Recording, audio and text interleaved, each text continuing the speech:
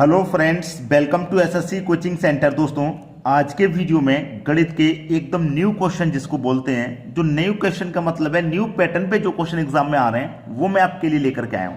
अब ये जो लेटेस्ट क्वेश्चन है सन 2023 एसएससी सीजीएल के एग्जाम में जो पूछे गए क्वेश्चन है वो है। तो लेटेस्ट इसलिए कह रहा हूं, 2023 के एग्जाम में पूछे गए हैं एसएससी सीजीएल। तो पूरा वीडियो देखिएगा। चलिए स्टार्ट करते हैं। पहला क्वेश्चन, रीता और गीता की आयु का योग 30 वर्ष है। ठीक है, दोनों का योग 30 वर्ष है, यानी कि एक रीता है और एक गीता है, दोनों का योग कितना है? 30 वर्ष है। और इनकी आयु का गुणनफल 221 है। दोनों का गुणा 221 है। इनकी आयु कितनी है? देखिएगा, अगर आप ऑप्शन में चेक करेंगे तो आपसे क्या करा, योग 30 वर्ष होना चाहिए, तो योग तो 30 है। पहला ऑप्शन देखेंगे तो 17 और 13 योग 30 हो गया, 16 और 14 ये भी 30 हो गया, 15 और 15 ये भी 30 हो गया, 18 और 12 ये भी 30 हो गया। चारों ऑप्शन में योग 30 हो रहा है। तो इस क्वेश्चन को जो करेंगे हम गो थ्रू ऑप्शन ही करेंगे। मैं पहला ऑप्शन ले लेता हूं। मैं क्या करूंगा, पहला ऑप्शन ले लेता हूं 17 और 13। मैं मान लेता हूं कि रीता और गीता की जो आयु है वो है 17 और 13 वर्ष। पहला ऑप्शन मैंने मान लिया। और दोनों का गुणनफल क्या कह रहा है? 221 आना चाहिए। दोनों का गुना 221। तो हम दोनों का गुना करके देख लेते हैं। 221 आ गया तो हमारा पहला ऑप्शन सही हो जाएगा। ठीक है, 12 का 3 से करो, 12 3 का 36, 36 का 6, कैरी का 3, 12 कम 12, 12 में जोड़ेंगे कैरी का 3, तो कितना हो गया भाई? 15 हो गया। कितना हो गया? 15 हो गया, बिल्कुल सही भाई। 12 भाई 12 3 का 36 का 6 और कैरी का 3, 12 कम 12, नहीं यहाँ पे तो 17 था, सॉरी, यहाँ पे मैंने गलती से 12 लिख दिया, 17 है। ये गलती से 12 लिख दिया, 17 है। ठीक है, तो गलती हो जाती है दोस्तों। देखिए, 17 का 3 से करो, 17 3 का 51, 51 का 1 आएगा, कैरी का 5 रहेगा। 17 एकम 17, 17 में जोड़ेंगे कैरी का 5, तो ये हो जाएगा 22। तो दोनों का गुना कितना आया? 221। आना कितना चाहिए? 221 ही आनी चाहिए। तो पहला ऑप्शन ही हमारा सही हो गया। क्लियर है, पहला ही ऑप्शन सही हो गया। तो गो थ्रू ऑप्शन सबसे बेस्ट तरीका होता है इन क्वेश्चन को करने का। ठीक है, मैंने आयु संबंधित क्वेश्चन के लिए अलग से वीडियो बनाए हुए हैं, पूरे चैप्टर। और मैंने एक वीडियो तो ऐसा बनाया जिसको गो थ्रू ऑप्शन ही सॉल्व किया गया है। पूरा चैप्टर गो थ्रू ऑप्शन से ही सॉल्व करवाया है। उस वीडियो को बहुत पसंद किया गया था। ठीक है, तो आप उसे सर्च करके देख लेना। तो आज ये क्वेश्चन तो सभी की समझ में आ गया ना। चलिए अब देखते हैं अगला क्वेश्चन। अगला सवाल, 13 परिणामों का औसत 68 है। 13 परिणामों का औसत 68 है, यानी कि 13 संख्याएं हैं, औसत 68 है। याद रखना, संख्या का मल्टीप्लाई औसत से करने पर हमेशा योग मालूम होता है। तो 13 का मल्टीप्लाई 68 से करूंगा, कितना मालूम हो जाएगा? 884। दोनों का मल्टीप्लाई 884। फिर बोला है कि पहले 7 का औसत 63 है। पहले की 7 संख्याओं का औसत जो है वो 63 है। तो योग कितना हो जाएगा इनका? 7 का मल्टीप्लाई 63 से कर दो, ये हो जाएगा 441। फिर बोला है कि आखिरी 7 का औसत 70 है। जो आखिरी की 7 संख्या है उनका औसत 70 है। तो योग कितना हो जाएगा? 7 7 49 और 1 0, यानी कि 490 हो जाएगा। तो 7वें का मान क्या? देखिए, टोटल संख्या हमारे पास 13 थी और ये पहले की 7 और बाद की 7 मिला के तो 14 हो गई। यानी कि जो 7वीं संख्या है उसको 2 बार जोड़ा गया है, उसी का मान पूछ रहा है कि 7वें का मान क्या होगा। तो देखिए, 7 और 7 कितनी होगी भाई? ये 14 संख्या हो गई। और इन 14 संख्याओं का योग कितना हो रहा है? 490 और 441, ये हो गया 931 हो गया। ठीक है, ये हो गया भाई 931। अब 931 हो गया, 14 संख्याओं का योग 931 है। तो 14 संख्या के योग में से 13 का माइनस कर देंगे हम, तो एक संख्या का बचेगा। ठीक है, वही हमारी चौथी संख्या हो जाएगी, 7वीं संख्या हो जाएगी। ठीक है, 7वीं संख्या पूछ रहा है, तो 14 में से 13 का माइनस कर देंगे, एक संख्या का तो बचेगा। तो 14 संख्या का योग है भैया 931, माइनस कर देंगे 884, कितना बचेगा? 47। यही आपका आंसर हो गया, पहला ऑप्शन। समझ में आ गया होगा। चलिए अब देखते हैं अगला क्वेश्चन।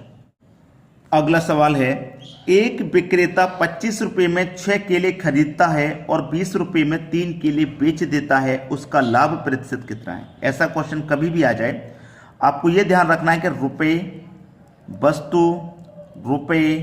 वस्तु लिखना है। रुपए के नीचे रुपए, रुपए कितने भाई? 25, और 25 रुपए में वस्तु कितनी है? 6।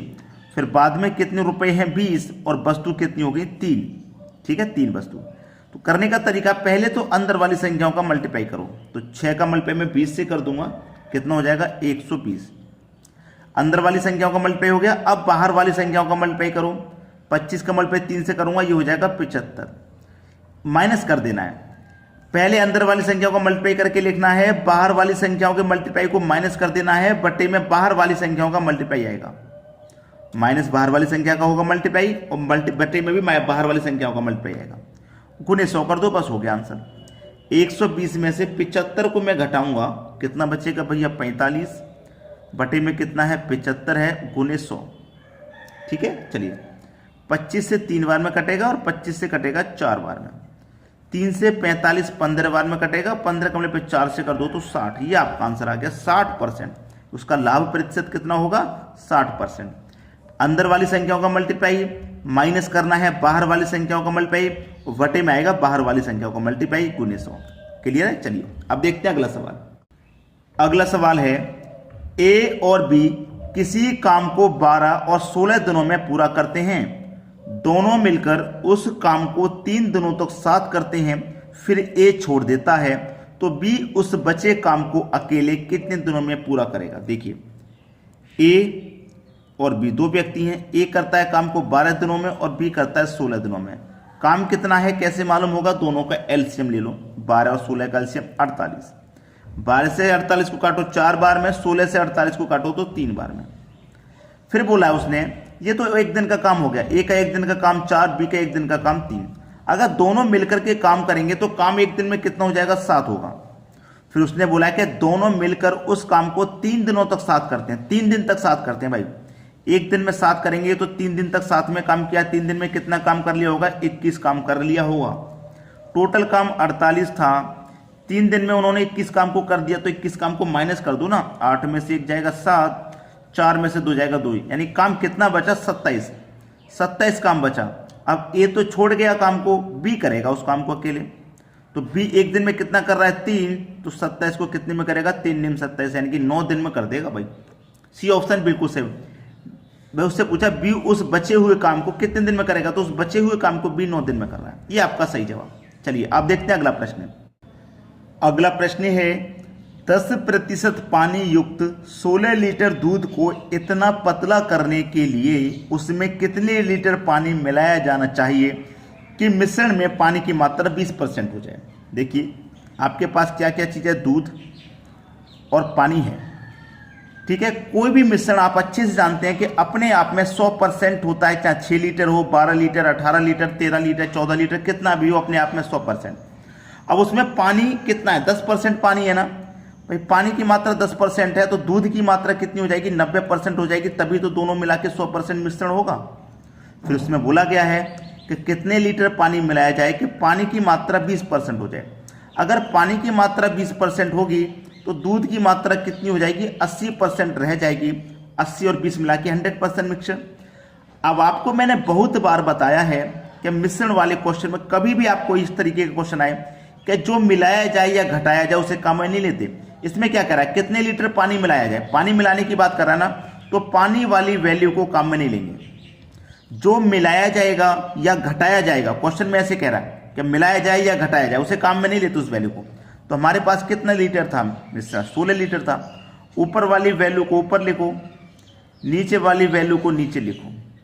0 से 0 कटेगा, 8 से 16 2 बार में, 2 निम 18, यानी कि पहले हमारे पास मिश्रण था 16 लीटर, अब हो गया 18। कितना बढ़ गया, 2 लीटर बढ़ गया कि नहीं बढ़ गया। तो हमें पानी कितना मिलाना पड़ेगा, 2 लीटर मिलाना पड़ेगा। पहला ऑप्शन है सही जवाब। खत्म सवाल, आसानी से कर लेंगे। चलिए अब देखते हैं अगला प्रश्न।